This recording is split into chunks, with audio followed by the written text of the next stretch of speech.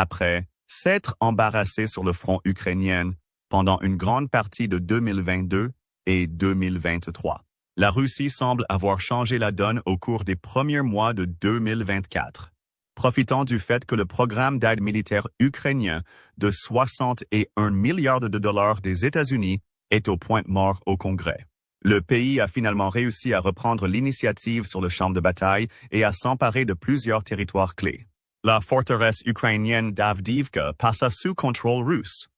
Les villages de Semenivka, Pervomaiskaya et Novobagmativka ont emboîté le pas. Après de violents combats autour de Kazov Yar, une ville cruciale pour l'avancée russe lors de l'épidémie de Donetsk, la Russie a réussi à en capturer une partie. Les forces ukrainiennes ont commencé à se retirer de plusieurs zones du Donbass, après que leurs ennemis russes se soient retrouvés en infériorité numérique et en armes. En d'autres termes, tout se mettait en place pour la Russie. On pourrait donc penser que le président russe Vladimir Poutine serait plutôt confiant et assuré dans sa position. N'est-ce que pas? Mal. C'est vraiment tout le contraire. Alors que le mois de juillet touchait à sa fin, Poutine a paniqué. Il semble que pour la première fois depuis l'invasion de l'Ukraine, qui a débuté le 24 février 2022, nous ayons pris conscience de la situation. La Russie aurait pu perdre la guerre en Ukraine. Mais comment en sommes-nous arrivés là? Qu'est-ce qui a poussé Poutine, un homme connu pour ses calculs impitoyables et sa détermination sans faille, à faire face à une peur aussi dévastatrice? Et comment la Russie est-elle passée du triomphe apparent à l'abîme de la défaite? Dans cette vidéo, vous trouverez des réponses à toutes vos questions. Lorsque vous entendez que Poutine panique, il est sans être compréhensible que vous posiez une question. Comment tu sais ça? Non pas que Poutine ait l'intention de faire connaître ses inquiétudes au monde. Il est vrai que les actes sont souvent plus éloquents que les mots. Même les mots utilisés respirent souvent le désespoir et la peur, même s'ils sont censés exprimer la force. Bien que la Russie s'efforce de conserver cette façade de force, des fissures commencent à apparaître. Alors, avant d'examiner ce qui a plongé Poutine dans une panique totale, examinons de plus près les principaux signes de l'effondrement de sa confiance. Le remaniement ministériel choc de Poutine en mai 2024 était le premier signe majeur de l'affaiblissement de son emprise sur le pouvoir. Dans une décision qui a choqué le monde, Poutine a remplacé son ministre de la Défense de longue date et ami de longue date et proche allié Sergei Shoigu par un économiste sans expérience militaire, Andrei Belyusov.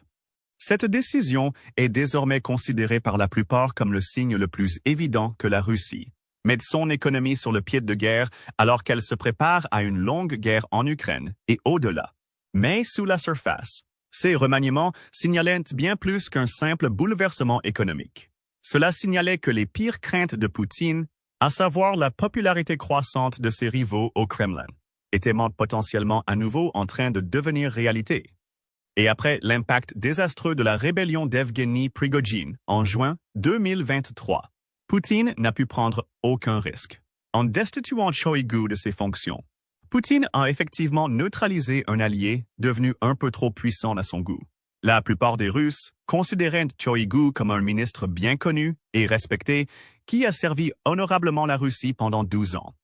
Poutine le croyait également avant d'envahir l'Ukraine, partageant une amitié assez étroite et publique avec Shoigu. Cependant, à mesure que la situation en Ukraine s'aggravait, le public russe a dû dire au revoir à de nombreuses photos machistes de Poutine et Shoigu prenant un bain de soleil torse nu en Sibérie, allant à la pêche et jouant au hockey. Le choix entre l'amitié et le pouvoir s'est avéré facile pour Poutine. Et c'est exactement ce que le politologue russe Mikhail Sava affirme que Poutine a obtenu en retirant Shoigu de son cabinet. Il a éliminé toutes les menaces qui pesaient sur son pouvoir. Le successeur de Shoigu, Belyusov, décrit comme un bureaucrate fiable, ne s'intéresse qu'aux questions économiques. Il n'a aucune ambition de commander les forces armées russes, de construire une base de pouvoir parallèle, ou même de s'immiscer dans des questions militaires importantes. L'état-major général des forces armées russes s'en occupera, et Belyusov se concentrera sur la garantie des ressources financières nécessaires à la machine de guerre russe. Belyusov ne dispose pas d'une base de partisans aussi fidèle que Shoigu. Il s'agit simplement d'un scientifique qui doit sa position exclusivement à Poutine. Et donc, seul Poutine garantit sa loyauté. Pour s'assurer de la loyauté d'autres personnalités clés du gouvernement, Poutine a commencé à placer leurs enfants à des postes prestigieux et à des contrats gouvernementaux lucratifs. C'est ainsi que Dmitri Patrushev, le fils de Nikolai Patrushev, considéré par beaucoup comme le deuxième homme le plus puissant de Russie, est devenu vice-premier ministre de l'Agriculture. De même, Boris Kovalchuk, le fils de Yuri Kovalchuk, considéré comme le banquier personnel de Poutine, est devenu président de la Chambre des comptes russe. Grâce à ces mesures, Poutine s'assure également de la loyauté de la prochaine génération de dirigeants politiques, éliminant ainsi les futures menaces contre son régime.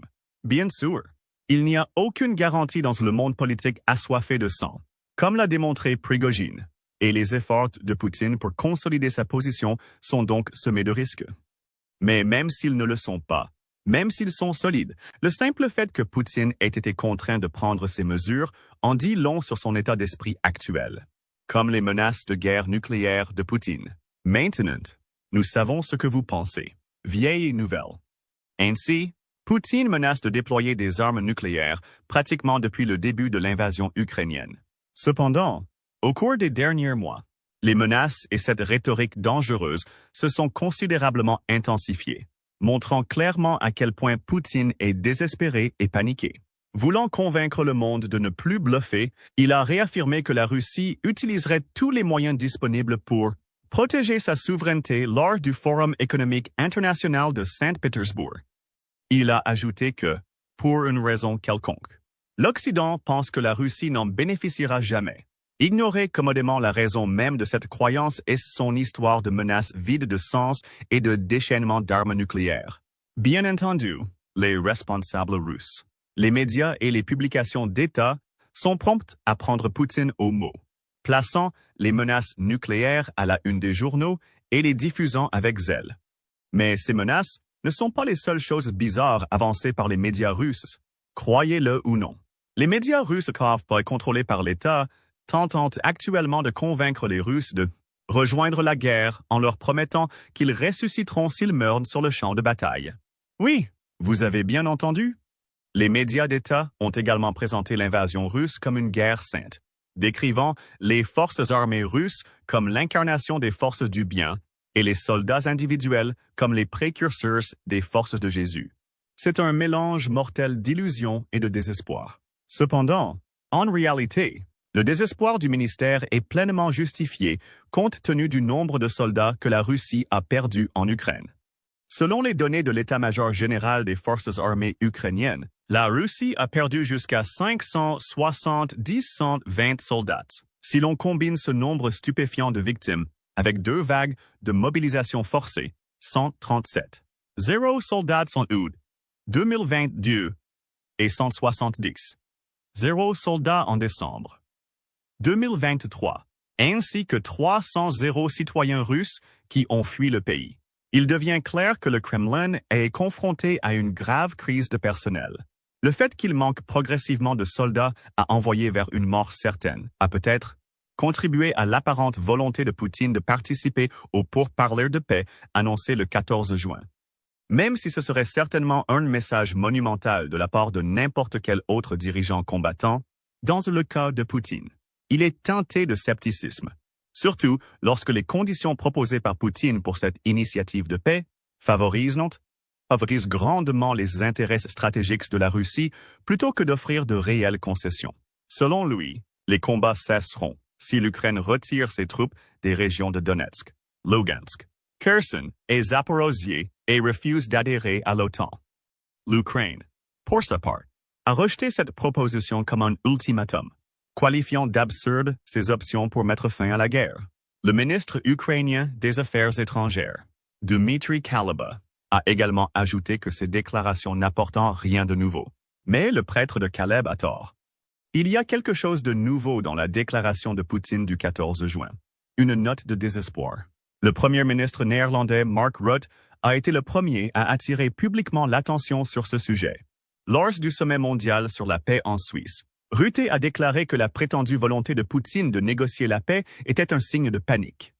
Ses paroles exactes étaient les suivantes. Bien sûr, depuis qu'il a fait cette folle proposition de paix hier, il nous montre qu'il est paniqué. Mais Rutte semble toujours croire que la paix est possible pendant la guerre en Ukraine et qu'elle peut être obtenue lors d'un sommet similaire. En fait, un responsable néerlandais a exprimé sa déception face à l'échec de Poutine à assister au sommet en Suisse en juin 2024, affirmant que le train ne fonctionnerait pas sans la Russie.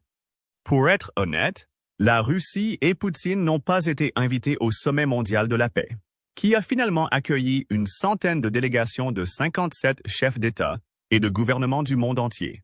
Cependant, la raison pour laquelle la Russie n'a pas été invitée, c'est que le pays a annoncé publiquement qu'il ne participerait pas. Mais même si cela se produisait, cela ne changerait pas grand-chose. Poutine a besoin de la poursuite de la guerre en Ukraine pour que son régime survive. Si la guerre prend fin, le vainqueur devra faire face aux conséquences désastreuses de son économie de guerre, que les Russes ne pourront plus ignorer. D'un autre côté, les Russes commenceront déjà à le comprendre, malgré la propagande incessante qui les maintient dans l'ignorance. Et je ne peux remercier qu'une seule chose, qui est la première raison de la panique de Poutine sur notre liste, les œufs. C'est vrai. Les œufs sont devenus un symbole de la crise économique en Russie. Ils sont devenus si chers que dans certains magasins, ils sont vendus individuellement et le prix par œuf atteint jusqu'à 23 centimes. Bien entendu, ils ne sont pas seuls, les prix de nombreux autres ingrédients de base augmentent rapidement en raison d'une grave pénurie de main-d'œuvre, des coûts élevés de l'énergie et de la baisse du linge. La situation est devenue si grave que Poutine craint que les Russes ne descendent dans la rue pour protester. C'est aussi le premier des nombreux événements qui ont déclenché l'état de panique de Poutine, dont nous parlerons dans cette vidéo. De la même manière que Poutine craint la montée de rivaux au Kremlin, il craint également l'intensité des troubles sociaux. C'est pourquoi son régime a ordonné aux services de sécurité russes d'agir et de résoudre, enfin, les prix choquants et les pénuries d'œufs et d'autres produits de première nécessité. Pour combler ce vide, la Russie a même recours à l'importation d'œufs de Turquie et d'Azerbaïdjan, un contraste saisissant avec les 98% d'œufs importés du pays avant la guerre. Bien entendu, les œufs ne sont pas la seule raison pour laquelle Poutine panique complètement, ni la plus importante.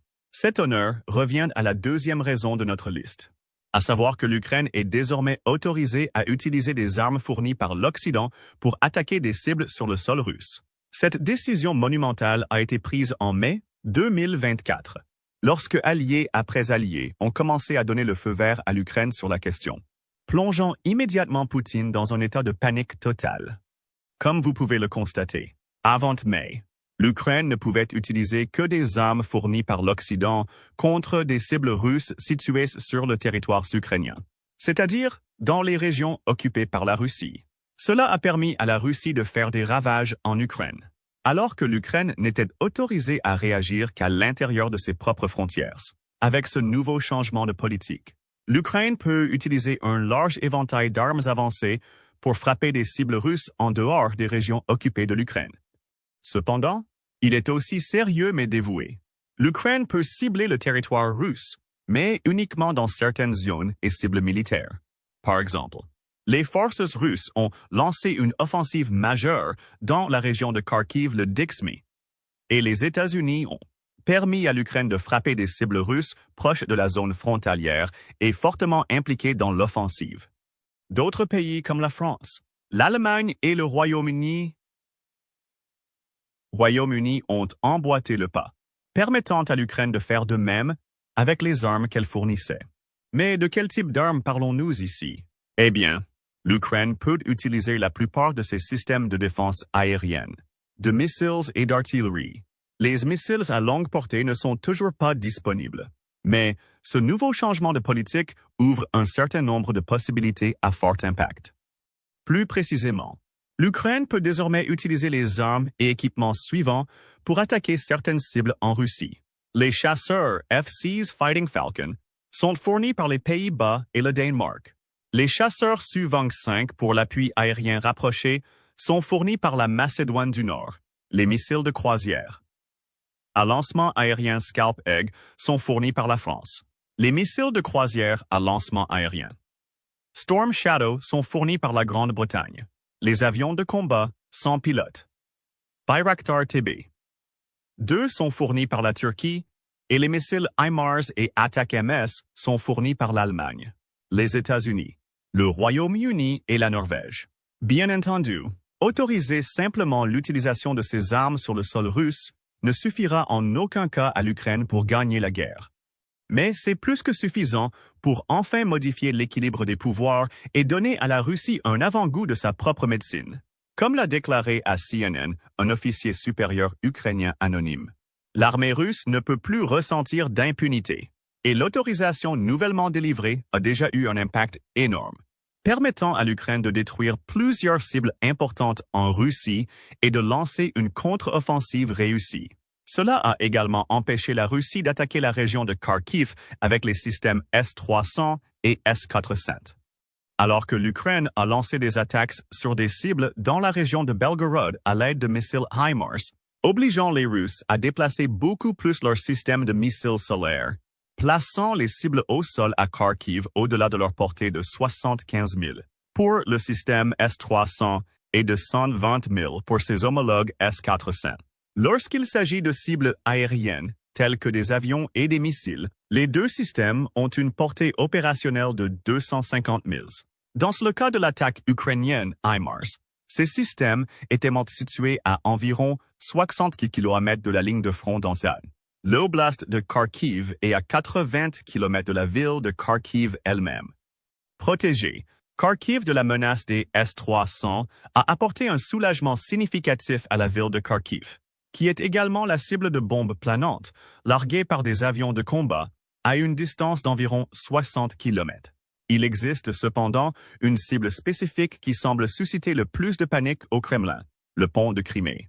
Comme son nom l'indique, le pont de 12 km est situé sur la péninsule de Crimée et constitue une artère clé reliant la péninsule à la Russie continentale. Depuis sa construction en 2018, le pont, également connu sous le nom du pont du détroit de Kerch, permet la circulation des troupes, des fournitures et des ressources russes entre la péninsule et le continent. Mais le pont était également un symbole du contrôle russe et un témoignage des revendications de Moscou sur la Crimée, ce qui en faisait l'une des principales cibles des forces ukrainiennes. Jusqu'à présent, l'Ukraine a réussi à franchir le pont à 2 reprises, en octobre 2022 et en juillet 2023. Dans les 2 cas, des drones d'attaque ont participé à l'attaque. Bien que ces attaques aient causé d'importants dégâts à certaines parties du pont, elles n'ont pas réussi à atteindre l'objectif ultime de l'Ukraine, à savoir couper complètement la principale ligne d'approvisionnement de la Russie vers la Crimée. Mais l'attaque MS récemment livrée, le très convoité système de missiles à longue portée, fabriqué aux États-Unis et doté d'une portée allant jusqu'à 300 km, pourrait changer la donne. Par conséquent, le regain d'aide militaire américaine à l'Ukraine est une autre source de panique pour Poutine et le Kremlin. La 3e sur notre liste. Mais comment savons-nous que l'Ukraine s'intéresse au pont de Crimée? Outre la valeur stratégique évidente de ce pont, le haut diplomate ukrainien a également donné un conseil important. Dans un message partagé avec X, anciennement Twitter, Sergei Kislitsia, représentant permanent de l'Ukraine auprès des Nations Unies, a répertorié 6 principaux types de ponts. Chaque type était accompagné d'un schéma montrant à quoi ressemblait ce type de pont. Mais en 6e lieu, il n'y avait pas de pont, seulement un espace vide avec l'inscription « Kerch ». Pour ceux qui savaient lire entre les lignes, le message était plus que clair. Il n'y aura plus de pont de Kerch. La 4e raison de la panique justifiée de Poutine est le changement général dans l'approche occidentale de la guerre. Pendant la majeure partie des 30 mois d'hostilité, les États-Unis et leurs alliés occidentaux ne se sont pas pleinement engagés à aider l'Ukraine. Premièrement, l'Occident avait peur de provoquer excessivement la Russie, par crainte de l'escalade qui pourrait en résulter. C'est presque comme si l'Ukraine n'était pas autorisée à gagner la guerre, en raison des conséquences que la défaite de la Russie pourrait avoir pour le reste de l'Europe. À l'époque, l'Occident espérait apparemment que Poutine s'arrêterait à un moment donné, réalisant que son expansionnisme agressif s'avérerait en fin de compte insoutenable et voué à l'échec. C'est en partie la raison pour laquelle les États-Unis ont attendu si longtemps avant d'accepter d'utiliser leurs armes en Russie. Pensez-y de la façon suivante. L'Ukraine ne veut pas que la guerre continue. Les États-Unis ne veulent pas que la guerre continue. L'OTAN ne veut pas que la guerre continue et le reste du monde ne veut pas que la guerre continue. Il était logique de supposer que la Russie pouvait être ajoutée à cette liste. Malheureusement, il s'est avéré que Poutine n'avait aucune intention de s'arrêter. D+, il souhaite clairement étendre la guerre au-delà des frontières de l'Ukraine. En conséquence, l'Occident a finalement compris qu'un changement de tactique était plus que nécessaire. La stratégie n'est donc plus que la Russie ne peut pas perdre et que l'Ukraine ne peut pas gagner. La stratégie est désormais que l'Ukraine gagnera la guerre. Les forces armées ukrainiennes semblent avoir senti ce changement et sont désormais capables de combattre avec plus de courage que jamais. Cela nous amène à la 5e source de panique de Poutine. La résilience éternelle de l'Ukraine. Même si ce sont les forces ukrainiennes qui ont le plus grand avantage en nombre et en armement. Ce sont les troupes russes qui subissent le plus gros des coups. Selon Alexander Syrsky, commandant en chef des forces armées ukrainiennes, la Russie a eu 3 fois plus de victimes que l'Ukraine. Dans certaines régions, le taux est encore plus élevé. Depuis le début de l'invasion, la Russie a également subi des pertes en matériel lourd. Selon le rapport de l'état-major général des forces armées ukrainiennes daté du 24 juillet, la Russie a perdu les équipements suivants pendant la guerre. 802 chars, 13 véhicules blindés de combat, 20 et 1. 279 véhicules et réservoirs de carburant. 15,759 systèmes d'artillerie. 125 systèmes de roquettes multiples. 902 systèmes de défense aérienne. 363 avions. 326 hélicoptères. 544 véhicules aériens sans pilote. 28 navires et bateaux. Un sous-marin. Bien entendu, l'Ukraine a également subi de lourdes pertes dans ce domaine, mais seulement après avoir pleinement utilisé son équipement. Par exemple, le groupe de réflexion britannique Royal United Services a estimé que l'Ukraine perdait le chiffre stupéfiant de 10 drones par mois.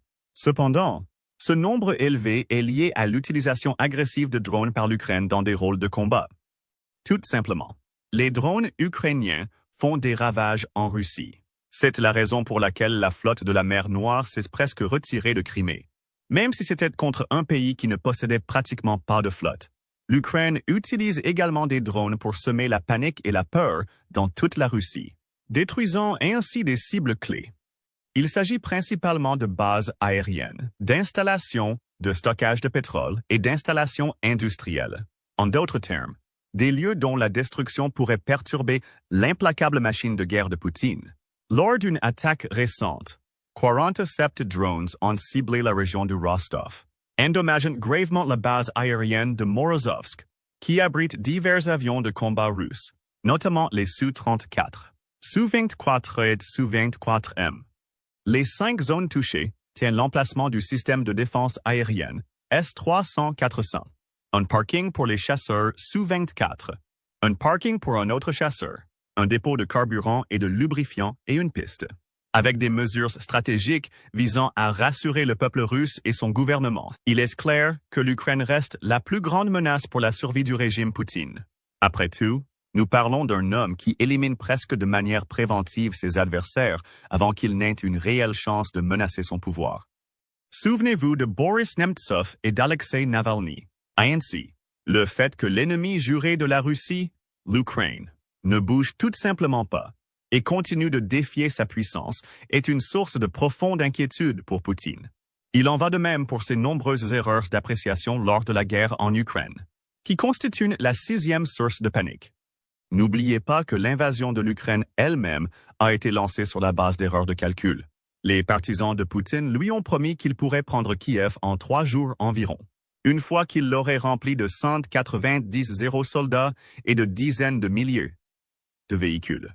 Bien entendu, cela ne s'est pas produit. Kiev est toujours debout.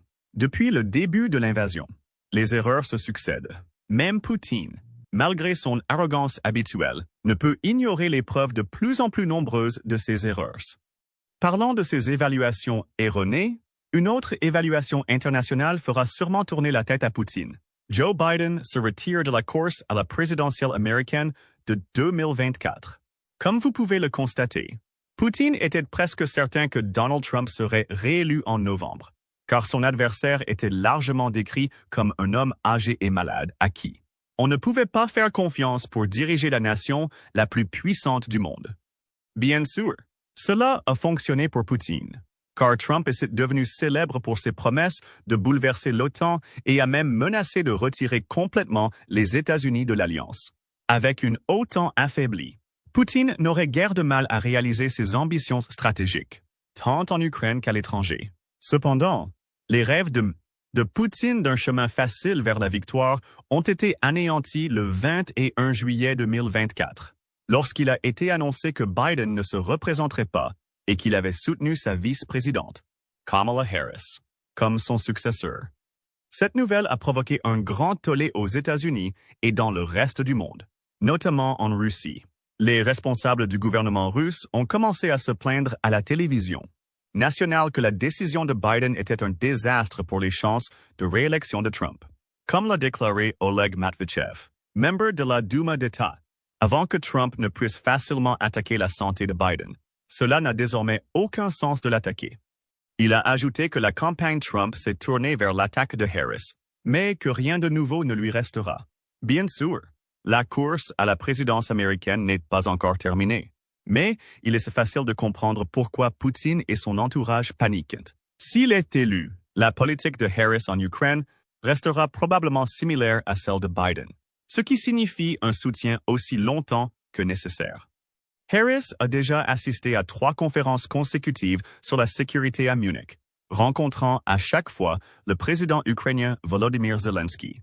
Bien qu'elle ait fait sa première apparition 5 jours avant le début de l'invasion totale, Harris a profité de ces 2 dernières rencontres avec Zelensky pour réitérer le soutien des États-Unis à l'Ukraine. Harris a également déclaré à plusieurs reprises que la Russie devait payer pour ses crimes de guerre, ce qui n'est pas surprenant compte tenu de son expérience en tant que procureur général. Il souligne également que la seule façon de mettre fin à la guerre en Ukraine est de faire de ce pays une nation libre, démocratique et indépendante. Alors voilà. Le régime paniqué de Poutine a beaucoup plus de sens maintenant, n'est-ce pas, la bonne nouvelle? Cependant, est que l'Occident a encore quelques cartes dans son sac qui pourraient facilement plonger Poutine dans un état de désespoir encore plus profond. La première consiste à permettre à l'Ukraine de toucher plusieurs cibles avec des armes fournies par l'Occident, même si l'objectif ultime est d'éliminer toutes les restrictions. Même une simple expansion au-delà des zones ciblant directement l'Ukraine ferait des merveilles pour l'effort de guerre du pays. Idéalement, l'Ukraine pourrait attaquer Moscou, car il n'existe pas de ville plus importante dans tout le pays. La Russie est Moscou, et Moscou est la Russie. Pour l'instant, les habitants de Moscou ignorent largement que la guerre fait rage à quelques 800 km de là. Bien sûr, ils ont connu des fluctuations économiques, mais ils n'ont aucune idée de l'ampleur de la destruction et du chaos qui se déroulent en Ukraine. Les élites russes ont été un peu choquées lorsque la guerre a éclaté, mais elles y sont désormais habituées et n'y pensent donc plus dans leur vie quotidienne. La seule façon de réellement convaincre Poutine est donc que la Russie ressente la guerre. Comme l'a dit l'historien ukrainien Yuri Felshtinsky, Felshtinsky estime que c'est aussi le seul moyen de vaincre définitivement la Russie et d'empêcher une nouvelle escalade. L'Occident, et en particulier les États-Unis, pourrait également intimider davantage Poutine, fournissant une aide militaire supplémentaire à l'Ukraine. Après tout, au cours des 5 mois de suspension de l'aide américaine, la Russie a renversé la situation. Les soldats ukrainiens en première ligne parlent ouvertement de l'énorme impact de cette aide. Comme le dit l'officier de la 148 et brigade d'artillerie, nous constatons chaque jour les effets de l'aide. L'artillerie et les systèmes de roquettes multicanons à plus longue portée dotées de divers types de munitions et de munitions affectent l'image globale du champ de bataille. La dernière chose que l'Occident puisse faire pour embarrasser Poutine n'a rien à voir directement avec l'Ukraine. Il fait référence au changement de régime en Biélorussie, le seul allié restant de la Russie dans la région, tant qu'Alexandre Loukachenko sera au pouvoir. Poutine continuera d'utiliser la Biélorussie comme point de départ de ses opérations militaires dans la région, attaquant potentiellement toute l'Europe. Récemment, Poutine a même transféré une partie de l'arsenal nucléaire tactique russe vers la Biélorussie, suggérant la possibilité de mener des premières frappes nucléaires depuis son territoire. Vaincre Poutine alors que la guerre est encore confinée à l'Ukraine est le seul moyen d'empêcher une escalade du type de celle d'une troisième guerre mondiale. Et retirer Loukachenko du tableau contribuerait certainement à atteindre cet objectif. Bien sûr, la question se pose toujours de savoir ce que fera Poutine s'il est acculé. En 2024, la Russie possède 5 850 ogives nucléaires, soit le plus grand nombre au monde. C'est pourquoi la guerre nucléaire est la première chose qui nous vient à l'esprit lorsque l'on pense à une escalade potentielle. Le fait que Poutine soit resté assez discret sur l'utilisation potentielle de ces armes n'aide pas, plongeant le reste du monde dans la même panique que celle qu'il connaît actuellement. Mais qu'en pensez-vous? Existe-t-il un moyen de pousser Poutine au bord du gouffre sans déclencher une troisième guerre mondiale? Et si oui, quelle sera selon vous la goutte d'eau qui fait déborder le vase? Partagez votre point de vue dans la section commentaires ci-dessous et, comme toujours, merci d'avoir regardé. Allez maintenant, regardez l'Ukraine gagner à nouveau la guerre ou cliquez plutôt sur cette autre vidéo.